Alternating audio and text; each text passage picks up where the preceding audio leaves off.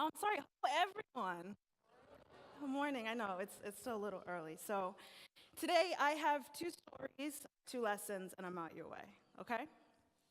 So I didn't get a chance to leave this country, until I was 21. So my first time out, where do I go? I didn't go to Canada. I didn't go to Europe or I did to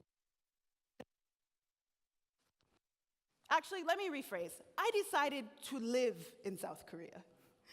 I still remember the wheels of the plane lifting, and all I could do was stare at the window and think, what did I just do? Now, I knew nothing about the place or the people or the culture or the language. I had no idea that this country is where I would spend the most incredible 6 months of my life. So we'll get back to that. Second story. I am right now earning my master's degree in social work. So as a part of that, for the last year or so, I've been working at the Berrien County Juvenile Center.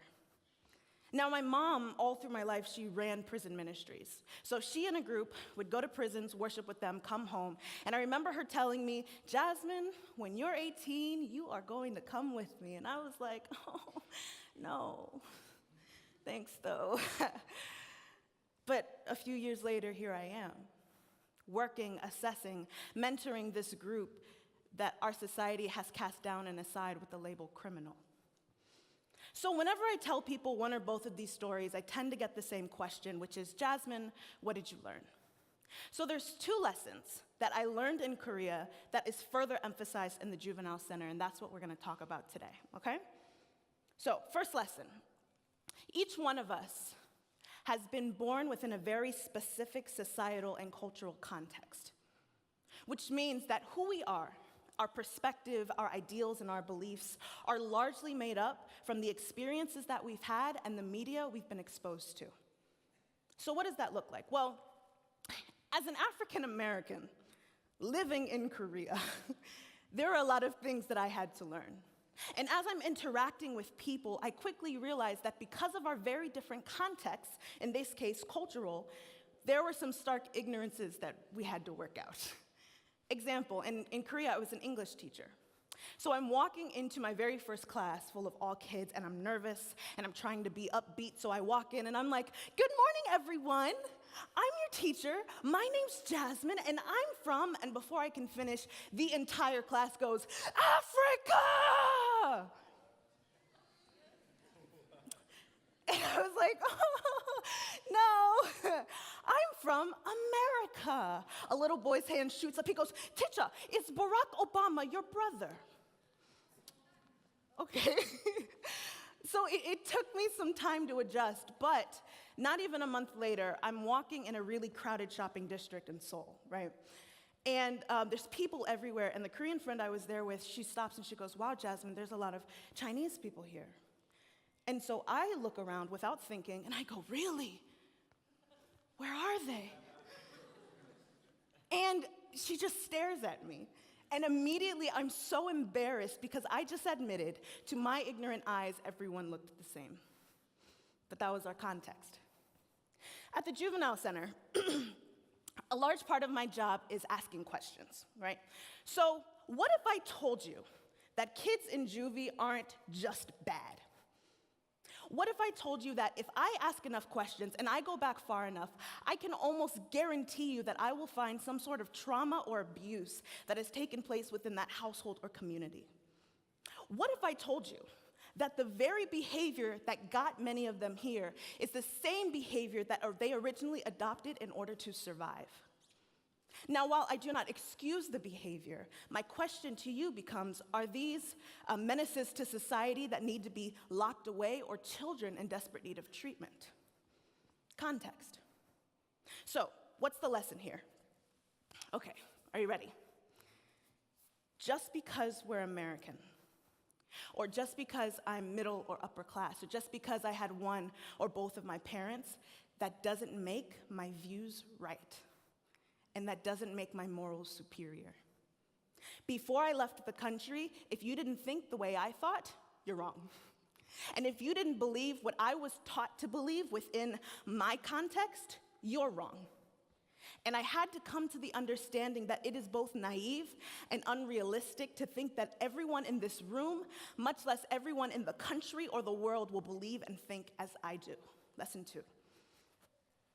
I learned in Korea the secret to connecting with anyone. Doesn't matter where they come from, what language they speak, what they look like. Doesn't matter. I've yet to be proven wrong, so I'm going to share it with you, okay? It's very simple.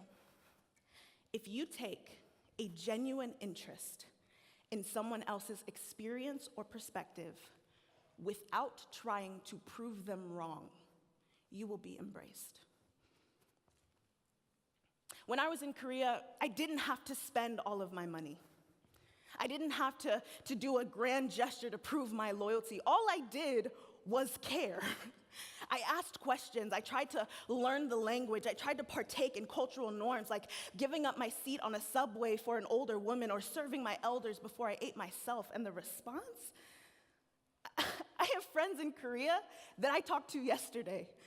I had a group of Ajuma housewives that flew me to Jeju Island because they thought I'd like the experience, and they asked me to call them 언니, which means big sister. I could walk into food places I frequent and say, 안녕하세요, 이모, 비빔밥 한 개 포장해 주세요, which basically just means, hey, auntie, can you make me some food? I need it to go. I traveled to a place that I could barely point out on a map, and now I call them family.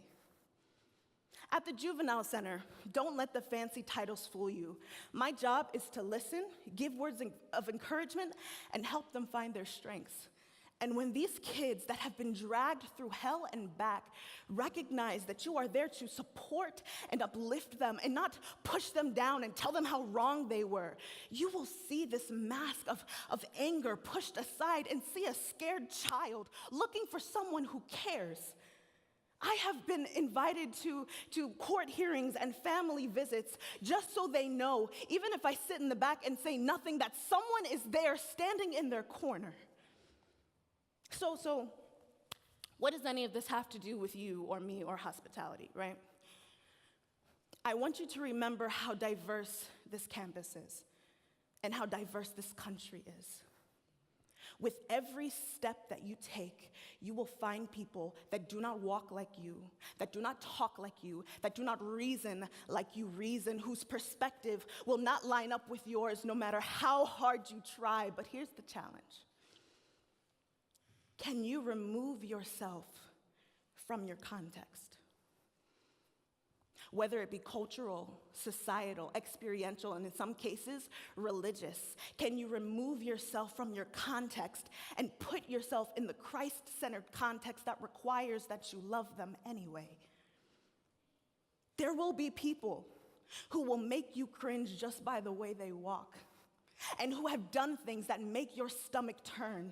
But Christ demands in John 13 and 15 that because he loved us, we must love each other. It is very simple and it has no exceptions, especially in this toxic political and social media age.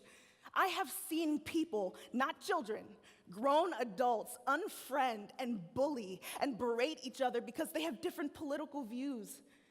And this country is so separated because we have been tricked to believe that in order for us to get along and to have peace, we must have the same exact perspective, which we've already established is both naive and unrealistic. So I implore you, as a campus as diverse as our own, with worldwide representation amongst our students, our faculty and staff, as well as the guests that walk in and out of our gates, we must do better than this. More than just tolerate, we must learn to appreciate the different lives and journeys and cultures that others have experienced. Does it not reflect the creativity of our Creator?